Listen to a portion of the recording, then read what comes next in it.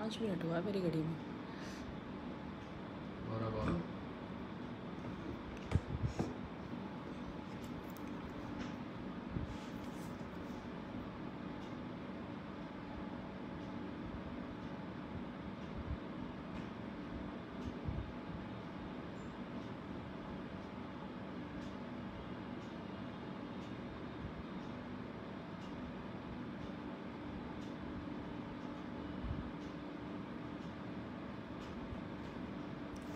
नमस्कार, राम राम सभी साथियों को, खासकर किसान भाइयों को मेरी राम राम। आज का लाइव जो हम करने जा रहे हैं उसमें एक विषय है किसान कानून। किसान कानून पे हम बातचीत करेंगे और 3 कानून हैं, उनमें से एक पे आज बातचीत करेंगे हम लोग। उससे पहले मैं सोच रही हूँ थोड़ा घर परिवार की भी बतला लें, क्योंकि आप लोग मुझसे जुड़े हैं, सालों से जुड़े हैं, तो एक दूसरे से बातचीत हम लोग हमेशा ही करते हैं। कई बार बिना काम की वजह से के ही भी हम लाइव आए हैं और हम लोगों ने बातचीत की, एक दूसरे का हालचाल भी जाना है हम सभी ने। तो आप सभी के कमेंट्स पढ़ पा रही हूँ, बहुत अच्छा लग रहा है देख के, तो सबकी राम राम जी। अभी सबको रिप्लाई नहीं करूँगी आज मैं। 2 मिनट का समय हम रखते हैं पहले पर्सनल चीज़ें, जैसे मुझ पे अटैक कर रहे हैं कुछ लोग, कहते हैं ये प्रोस्टिट्यूट है और इसने अपने पति को मारा है। 2 बहुत बड़ी बातें मेरे बारे में कही गई। मैं उनसे कहना चाहती हूँ, इससे और बड़ा इल्ज़ाम मुझ पे कुछ लगा सकते हो तो लगा लो। इससे और बड़ा इल्ज़ाम कोई बाकी रह गया है तो वो भी लगा लीजिए। छोटी छोटी मतलब मजाकिया कहूँगी मैं इन तरह की, ये जो हरकतें कर रहे हैं इस तरह के लोग, कहते हैं नाम से नफरत करती है, इसका नाम ही कुछ और है। किसने कहा भी नाम ही कुछ और है? जिस गांव में मेरा जन्म हुआ, बालसमंद मेरे ननिहाल में, मेरी नानी ने मेरा नाम रखा सुदेश। गांव में मेरे दादा दादी मुझे देसा कह के बुलाने लग गए। मेरा सारा परिवार मुझे देसा कहता है आज भी। मेरे माता पिता, मेरे भाई बहन मुझे आज भी देसा से ही बुलाते हैं, सोनाली से नहीं बुलाते। मेरी शादी हुई, शादी के बाद मेरा नाम मेरे ससुराल वालों ने सिम्मी रख दिया कि सुदेश नाम, देसा नाम लड़कों जैसा फील कराता है हमें, तो सिम्मी रख दिया। मेरी सास मुझे सुंदरी कहती है आज भी।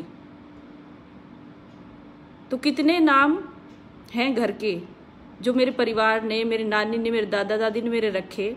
पढ़ाई के समय में मेरा जो नाम लिखवाया गया स्कूल में वो सुदेश ढाका।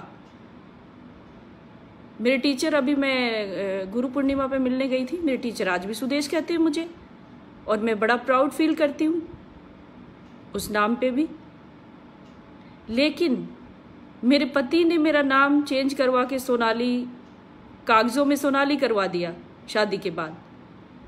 तो उसमें कौन सी बड़ी बात है भाई? मुझे हंसी आती है। लोग मेरे नाम पे भी पब्लिसिटी बटोरने की कोशिश करते हैं।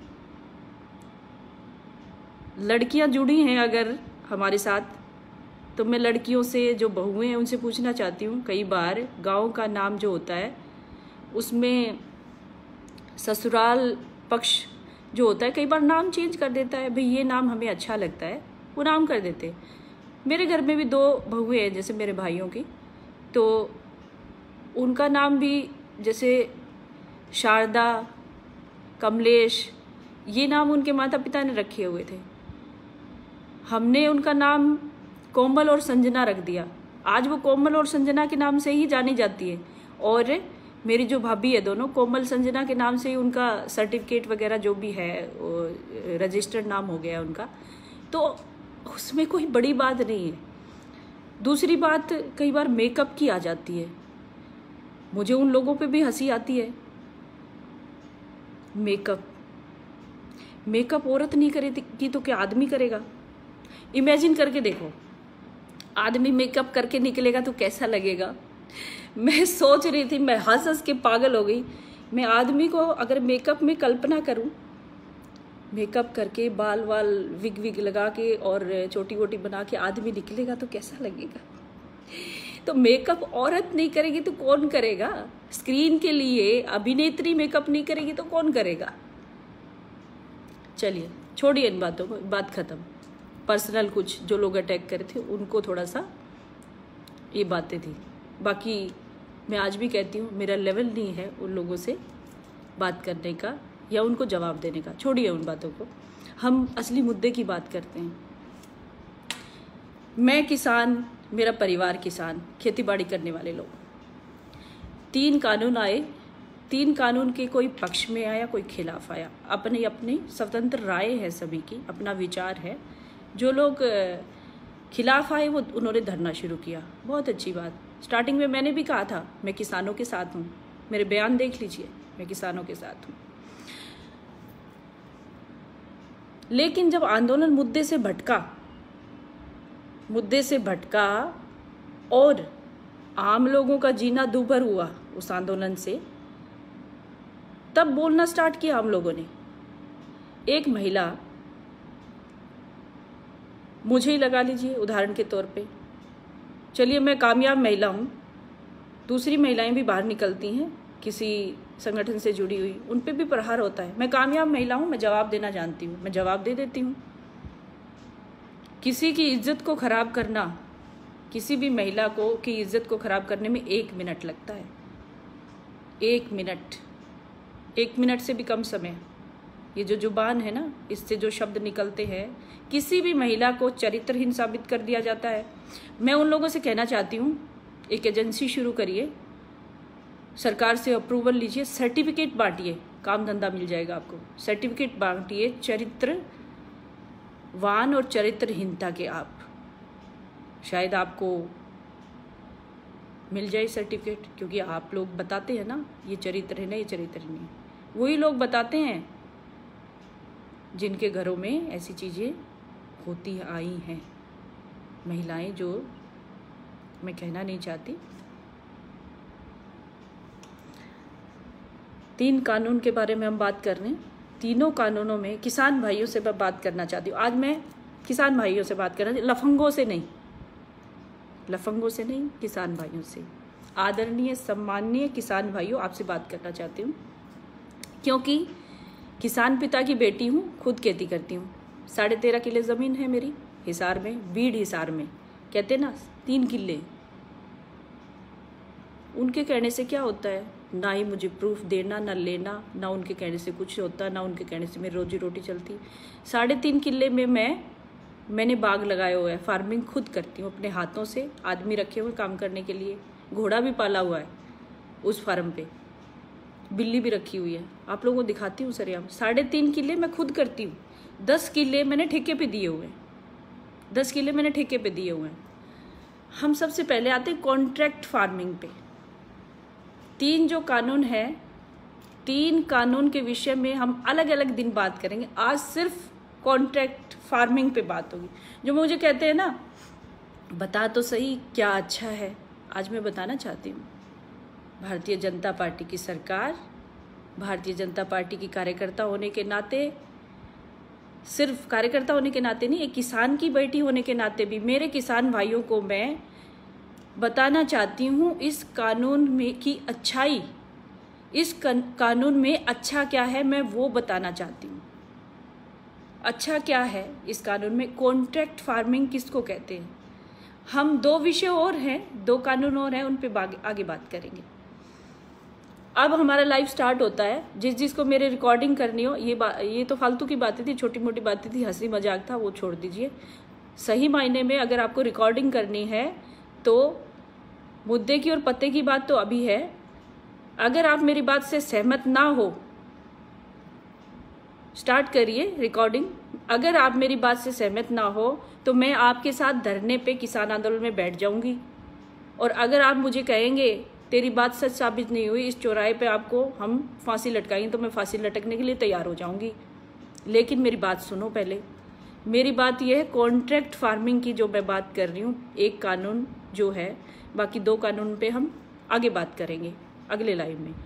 कॉन्ट्रैक्ट फार्मिंग क्या है, उसको कैसे डिफाइन करेंगे हम, किस इसकी परिभाषा क्या है? मतलब कॉन्ट्रैक्ट, किसी से किसी से कॉन्ट्रैक्ट करना ज़मीन का, या उस ज़मीन पे हम क्या उगाते हैं उस सामान का, या जो भी उस पे उगाई जाती है फसल, अनाज, सब्जियां, जो भी उस ज़मीन पे चीज़ें होंगी उसका कॉन्ट्रैक्ट, अनुबंध कहेंगे हम उसको, कॉन्ट्रैक्ट। तो ये कॉन्ट्रैक्ट फार्मिंग जो है उससे किसान के फ़ायदे में बताना चाहती हूँ, नुकसान आप लोग मुझे बता देना। अगर ये समझ में न आए आपको, अगर नुकसान अगर होता है तो मैं आप लोगों के साथ धरने पे बैठने को तैयार हूँ। कॉन्ट्रैक्ट फार्मिंग में क्या करते हैं, हम सालों से कॉन्ट्रैक्ट देते आए हैं ज़मीनों का, लेते भी हैं देते भी हैं।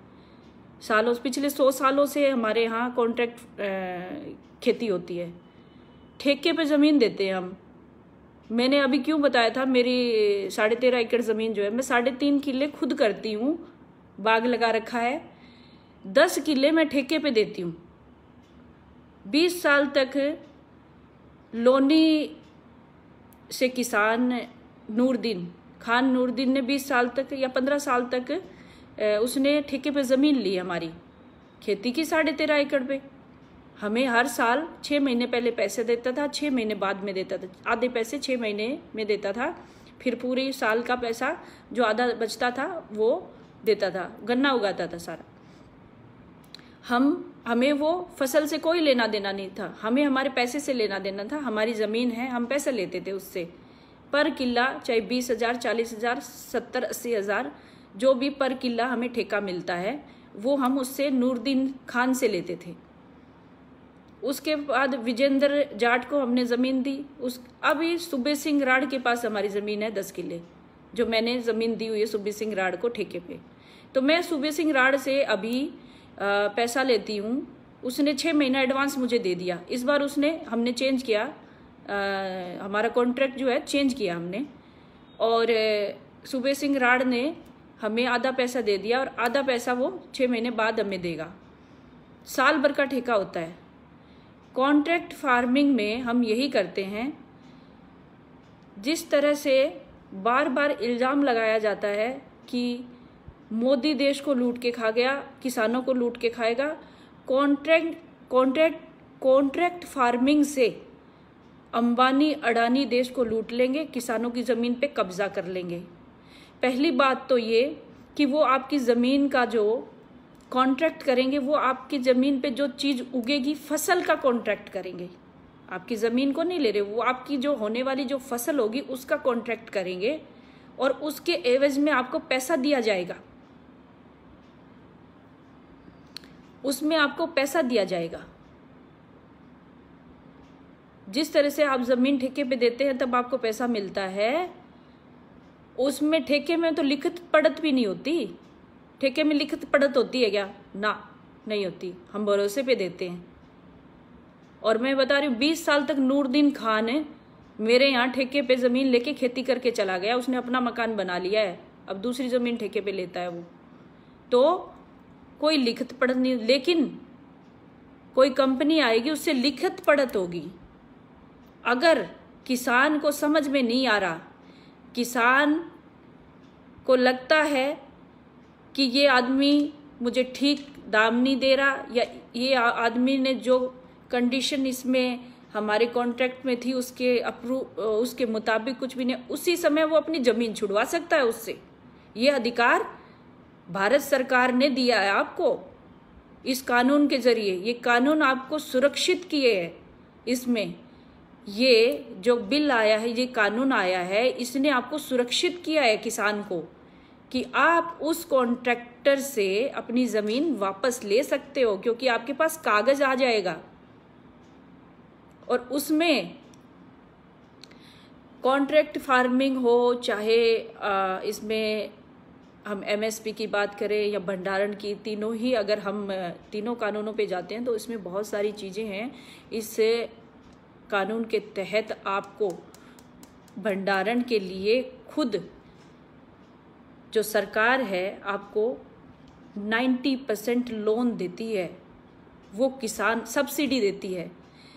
किसान के लिए ही देती है, वो कॉन्ट्रैक्टर को नहीं देती, वो किसान को देती है। हाँ, हम बात कर रहे थे कॉन्ट्रैक्ट फार्मिंग की। तो कॉन्ट्रैक्ट फार्मिंग में जिस तरह से बहुत सारी चीजें हैं,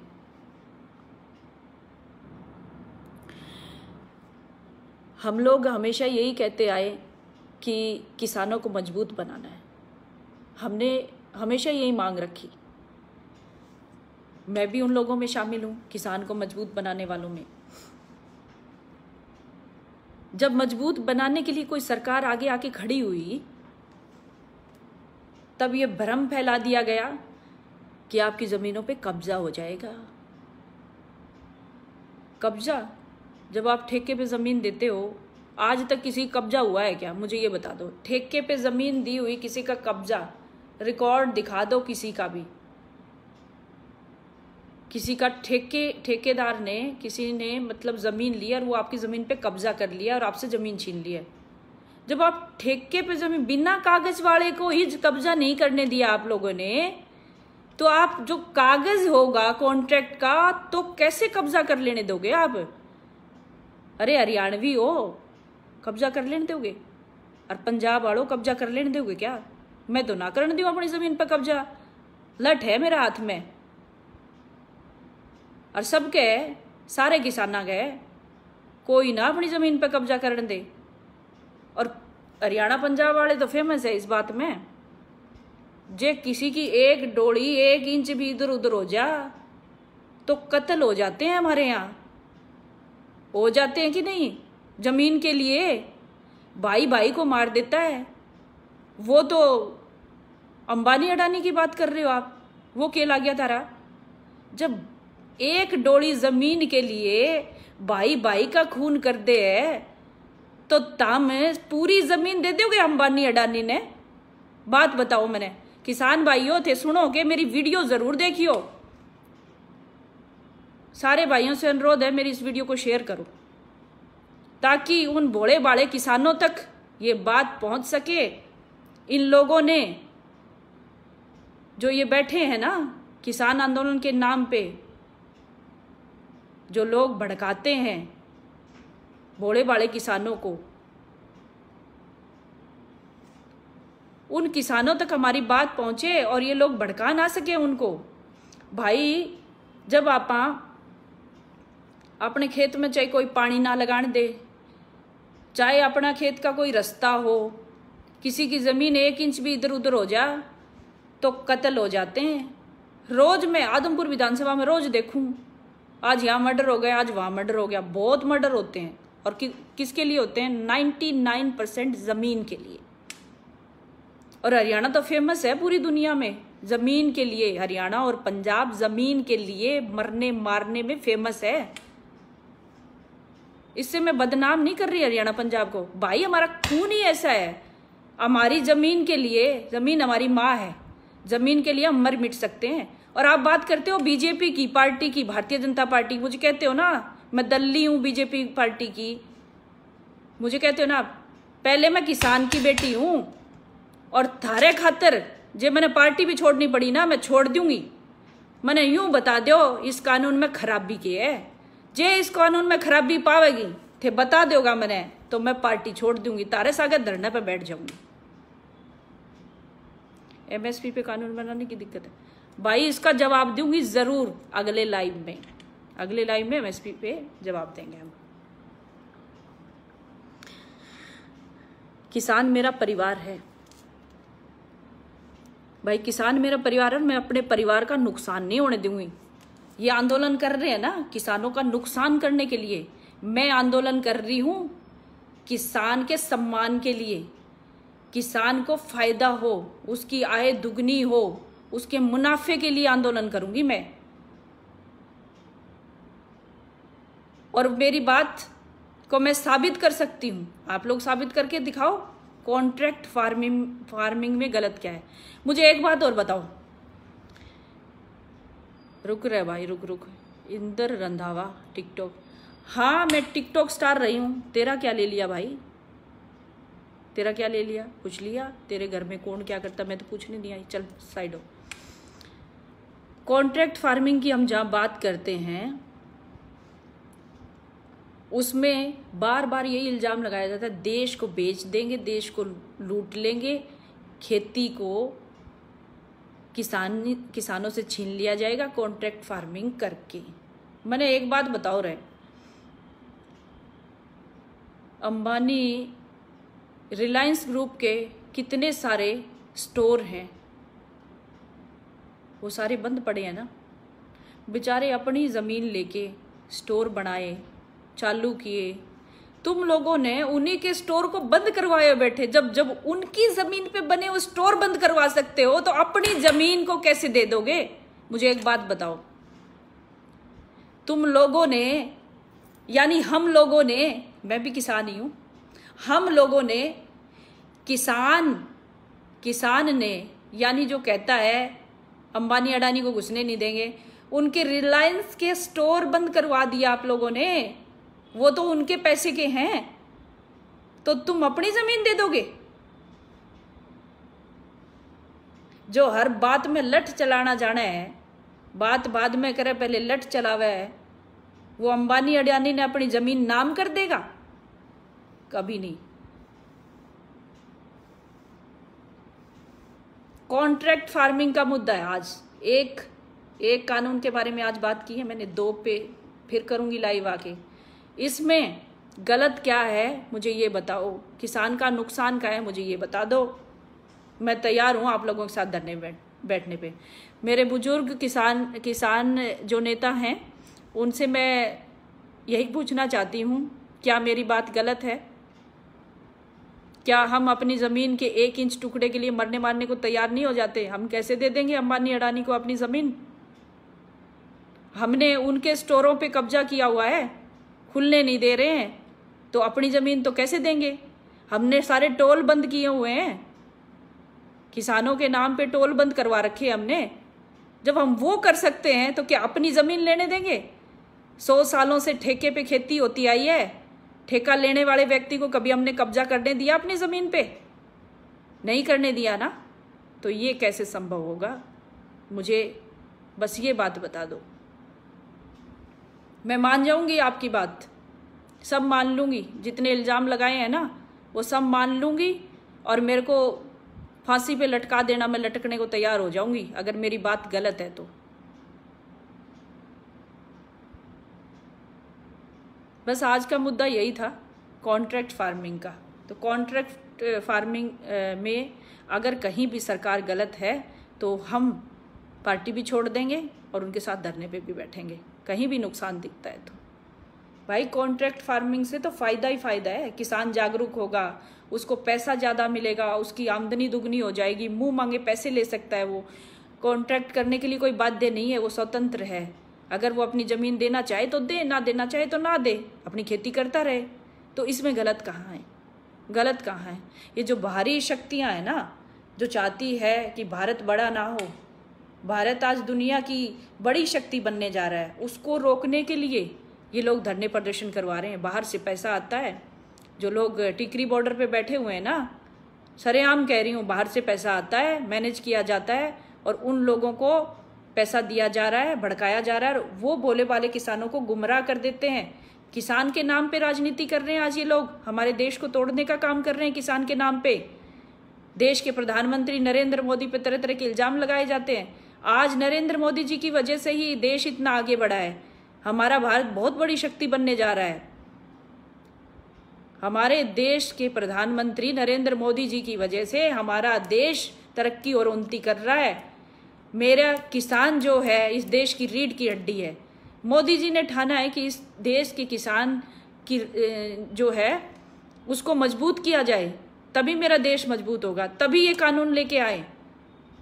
जब किसान मजबूत होगा तो मेरा देश खुद मजबूत होगा। लेकिन ये लोग, ये बाहरी शक्तियां जो हैं, ये कभी नहीं चाहती कि भारत मजबूत हो, देश मजबूत हो। और अभी भी ना समझ में आवेगी ना तो नुकसान में ही रहोगे, समझो बात को। लेकिन मुझे पूरा विश्वास है मेरे देश के किसान को ये बात समझ ज़रूर आएगी और इसको समझने की ज़रूरत है। और जो लोग भटका रहे हैं आपको, भटकिए मत, ठंडे दिमाग से शांति से सोचिए। ये लोग तो हर चीज़ का मुद्दा बना देते हैं। आज सोनाली फोगाट को मुद्दा बनाया होता है, मुझे हत्यारी गुनहगार बना दिया है अपने ही पति की, मुझे प्रोस्टिट्यूट साबित कर दिया इन लोगों ने, सर्टिफिकेट दे दिया है। चलिए, मैं तो एक महिला की बात है, अगर मेरी कुर्बानी हो के आप लोग फिर भी समझ जाते हैं तो कोई नुकसान की बात नहीं है। मैं कुर्बानी देने को तैयार हूँ, मुझे जो कुछ कह लो। इन लोगों ने मुद्दा भटका रहे हैं। जब आपको जो चीज़ें बताई जाती हैं, जो चीज़ें क्लियर की जाती हैं, उन लोगों पे ये हाथ धो के पीछे पड़ जाते हैं, अपने गुंडे छोड़ देते हैं। जैसे मैंने वो लफंगे भेजे हुए थे जो थे, इन लोगों ने, जो बाहरी लोग इनको पैसा देते हैं, जो देश को तोड़ने का काम कर रहे हैं, वो इन लफंगों को पैसा देते हैं। वो लफंगे तुरंत फ़ोन के माध्यम से उसी गांव के, मैं कह रही हूँ ना, 4-6 लफंगे हर गांव में होते हैं, मेरे गांव में भी है, हर गांव में होते हैं 4-6 लफंगे। उन लफंगों को तैयार किया जाता है, उनको तैयार किया जाता है, इतना पैसा मिलेगा, दारू मिलेगी, चिकन मटन मिलेगा, और आप ये काम करो। जो भी अच्छी बात बताने आता है गांव में, या जो भी अपना काम करता है बीजेपी से जुड़ा हुआ व्यक्ति, उसको डंडे मारो और उसको गांव में घुसने ना दो। तो बार बार एक बात और, मुझे हर कोई हाथ चैलेंज कर रहा है, गांव में घुस के दिखा, गांव में घुस के दिखा, जींद आके दिखा, सिरसा आके दिखा, गांव में घुस के दिखाइए तो सही, तेरे ये कर देंगे, वो कर देंगे। अरे जब तुम मन्ने ही गांव में कौन घुसन दो, मेरे खुद के गांव में ये बात तुम धमकी दे रहे हो, तो तुम अपनी जमीन पर कब्जा कर लेने दोगे? क्यों बुला रहे हो बोले वाले किसानों को, क्यों बहका रहे हो?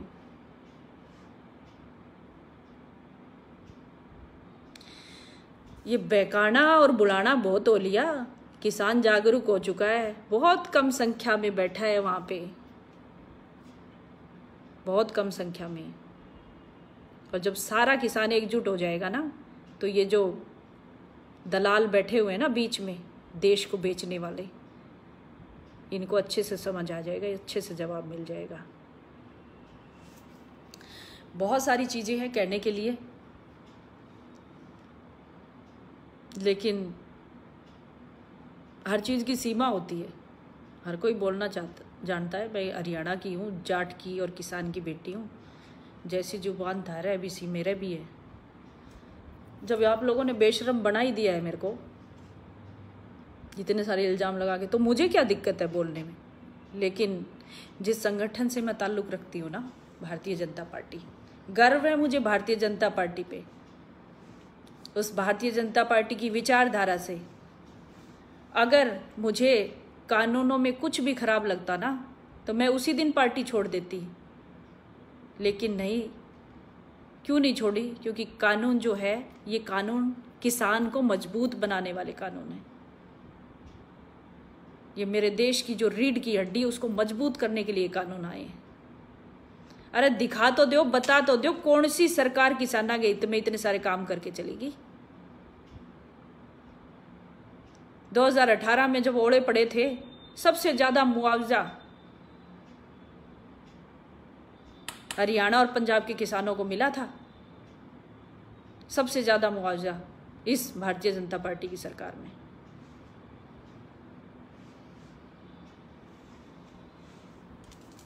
पढ़े लिखे हो, निकाल के देख लो सारी चीजें, कंपेयर कर लो पिछली सरकारों का और इस सरकार का। और कॉन्ट्रैक्ट फार्मिंग को तो अच्छे से दिमाग में बिठा लो। जब 1 इंच जमीन खातर कत्ल कर दो, तो रिलायंस आड़ा ने कब्जा कर लेने दोगे के? और रिलायंस आड़ा के स्टोर को बंद करवा के धरने दे रहे हो, उनको घुसने नहीं दे रहे हो, उन्हीं के स्टोर में कब्जा कर लेने दोगे? इतना तो मैं भी जानू, मैं हरियाणा की बेटी हूं, मैं भी मेरी 1 इंच जमीन पर कब्जा कौन कर दूं?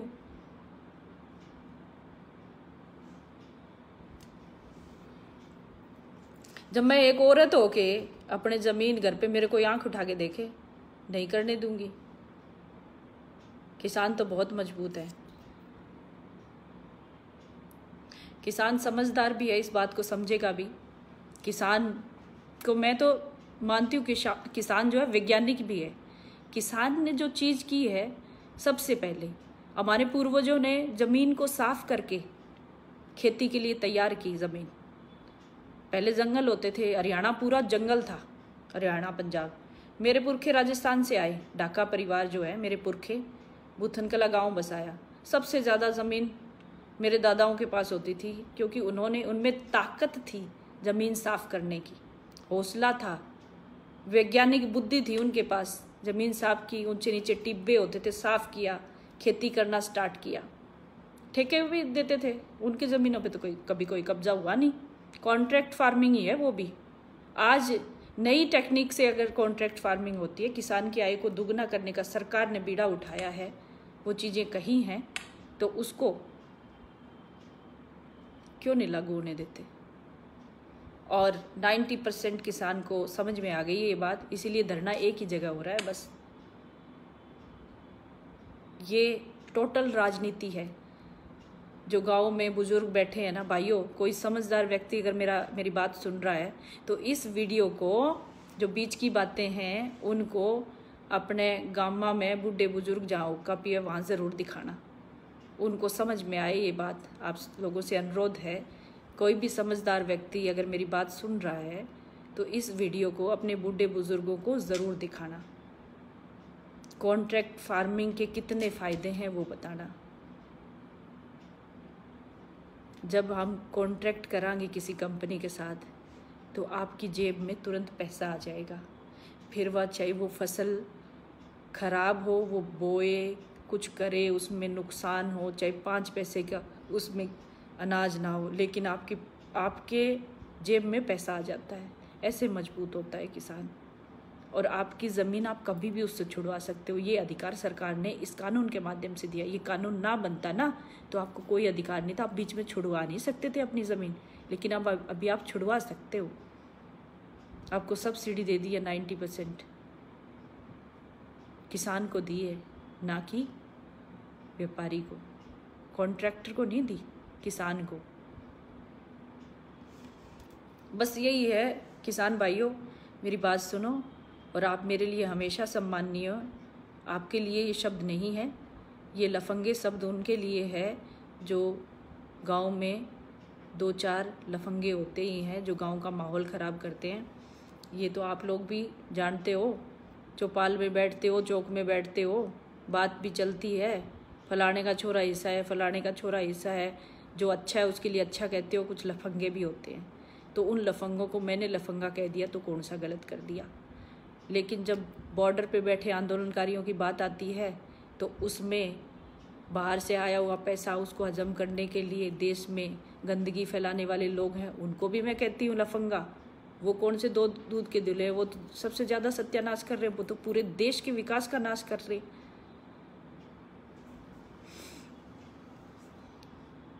बहुत बहुत धन्यवाद मेरे साथ जुड़ने के लिए, और इस लाइव को शेयर ज़रूर करें।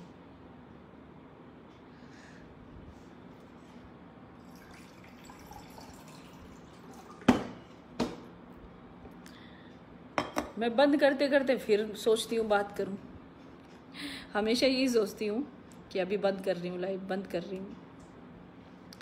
तो हमारी अच्छी पढ़ी लिखी जो बहनें हैं जो अच्छा काम कर रही है समाज में, हमारी एवरेस्टर अनीता कुंडू बहन भी इस लाइव को देख रही है। बहन आप बहुत अच्छा काम कर रही हैं, आप भी प्रेरणा है हमारे हरियाणा के बेटियों के लिए, हमारी खिलाड़ी जितनी महिलाएं हैं। तो महिला का सम्मान करना सीखिए। हमारा खून ऐसा नहीं है कि सारा दिन हम महिलाओं को गालियाँ निकालते रहें। जो अच्छे लोग हैं वो सम्मान करना जानते हैं, क्योंकि अगर हमारे देश की आधी आबादी 50% महिलाएं, हमारे प्रदेश की आबादी, वो आगे बढ़ेंगी, अच्छा काम करेंगी तो हमारे देश प्रदेश का विकास होता है। हमारे हरियाणा की बेटियों ने पूरे विश्व भर में इस भारत देश का नाम रोशन किया है, तो उसका सम्मान करना सीखिए। हम हर व्यक्ति माँ की कोख से ही जन्म लेता है, वो स्त्री है, माँ है, देवी है, उसको अपमानित ना करो। अपमान करने में एक शब्द लगता है, एक शब्द में आप उसको अपमानित कर देते हो, बेइज्जत कर देते हो, लेकिन वो शब्द वापस नहीं आते फिर। बहुत बहुत धन्यवाद मेरे साथ जुड़ने के लिए, और ज़रूर इस लाइव को शेयर करें। और कॉन्ट्रैक्ट फार्मिंग को जिस तरह से मैंने बताया है उस तरह से बहुत सारे लोग बताते हैं, उसको ध्यान से सुनिए। और बहुत सारी चीज़ें छूट भी गई हैं मुझसे, तो आप खुद भी सर्च करिए क्या है कॉन्ट्रैक्ट फार्मिंग। इसके माध्यम से किसान कितना सशक्त हो सकता है, मजबूत हो सकता है, कितनी शक्ति मिलेगी उसको। बहुत बहुत धन्यवाद आप सभी का मेरे साथ जुड़ने के लिए। जय हिंद, जय भारत।